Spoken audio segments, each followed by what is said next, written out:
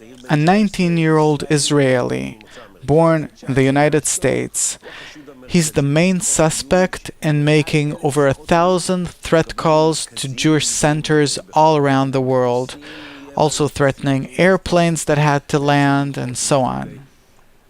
Dr. Laitman, maybe anti-Semitism doesn't really exist. Maybe it's anti-Semitism is an inner feeling in all of humanity, in each and every person, that Jews are something special, that it's not a regular person, that their origin, their source is different from other people. Everyone can eventually understand each other, be connected with one another. Besides Jews, humanity will always feel that it is a foreign force that exists within humanity, and they're right, because our origin, our birth, doesn't come from the will to receive, but from the will to bestow. What do you mean? If you want to understand more, you should study the wisdom of Kabbalah that explains all of this. But anti-Semitism will never stop until either Jews will disappear from the world, but they can't disappear, because on the contrary, they have to change the world and bring the entire world to their root, the root of bestowal instead of the root of reception.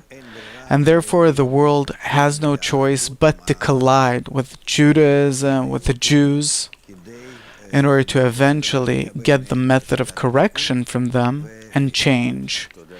You know, there's this new research that says that quarter of the Germans are outright anti-Semites, 99.99%. Each and every person, because he's an egoist, because his nature is egoistic, he's anti-Semitic. He doesn't know why does he hate Jews, but he says that they're different, they're smarter, they use their wisdom against the entire world, and so on and so forth.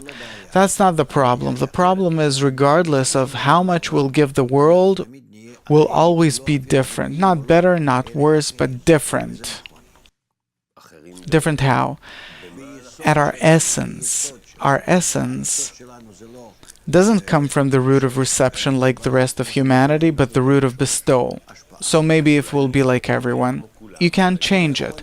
It's man's inner nature. And this is how it passes from one generation to the next. People say that anti-Semitism is a result of what Israel does in Gaza and so on. It has nothing to do with Israel or Jews or the Jewish people. We're different. Either the world will change or we will change. But we can't change, you see? We can't change. We also can't disappear. But the world has no choice. The entire world has no choice, all of humanity, but to change their nature from egoism to altruism. And only this way things will calm down. And it's not about anti-Semitism or Jews. It's an incentive. It's the reason for changing the world.